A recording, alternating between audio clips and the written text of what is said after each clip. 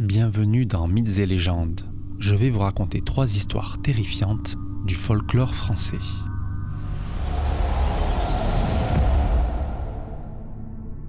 La petite ville de Caudebec-en-Caux, située en Normandie, est le cadre de la légende du loup-garou de Caudebec. Cette histoire raconte les événements étranges et terrifiants qui se sont déroulés dans la région au XVIIIe siècle.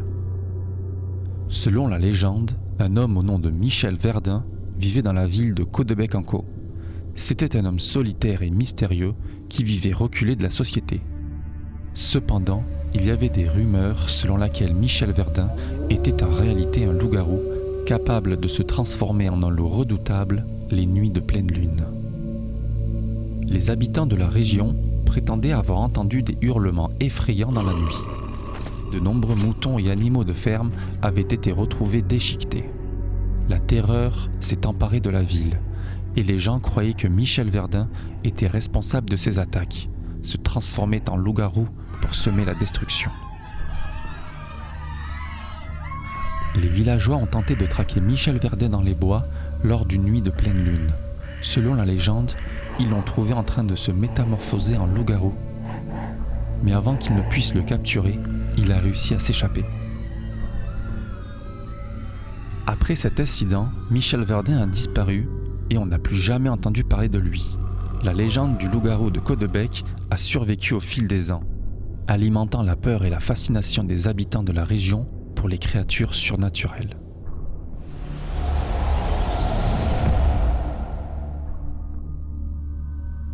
La légende raconte qu'au XVe siècle, le château de Brissac était la résidence du duc de Brissac, dans le département de la Maine-et-Loire. Il vivait avec son épouse, Charlotte, une belle femme aux longs cheveux et aux yeux verts. Cependant, une tragédie survint lorsque le duc découvre que Charlotte l'avait trompé avec un autre homme. Dans un accès de colère, le duc tua son épouse et son amant.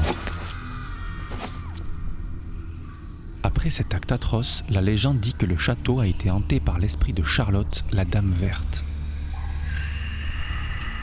Elle est ainsi nommée en raison de la couleur de sa robe qu'elle portait au moment de sa mort.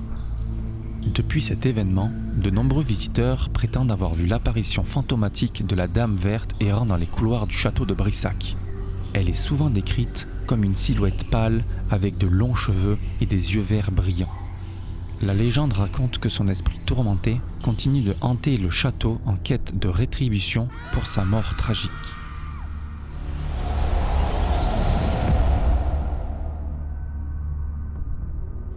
Le château de Fougères en Bretagne abrite une légende urbaine terrifiante autour de son château médiéval.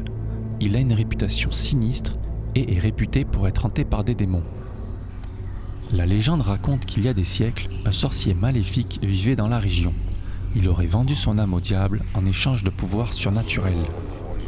Il s'installe dans le château de Fougères pour mener ses expériences occultes.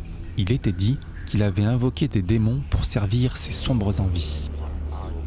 L'histoire devient encore plus sombre lorsque le sorcier aurait kidnappé des jeunes enfants du village voisin pour les sacrifier dans des rituels sataniques. Le château était devenu un lieu de cauchemar où des cris d'enfants étaient entendus la nuit. La légende prétend que le château est maudit et que les démons invoqués par le sorcier hantent toujours ses murs. Des visiteurs rapportent avoir vu des apparitions effrayantes et entendu des bruits inexpliqués, ressenti une atmosphère oppressante lorsqu'ils explorent le château. Merci d'avoir regardé cette vidéo. N'hésitez pas à partager en commentaire des légendes méconnues que vous connaissez.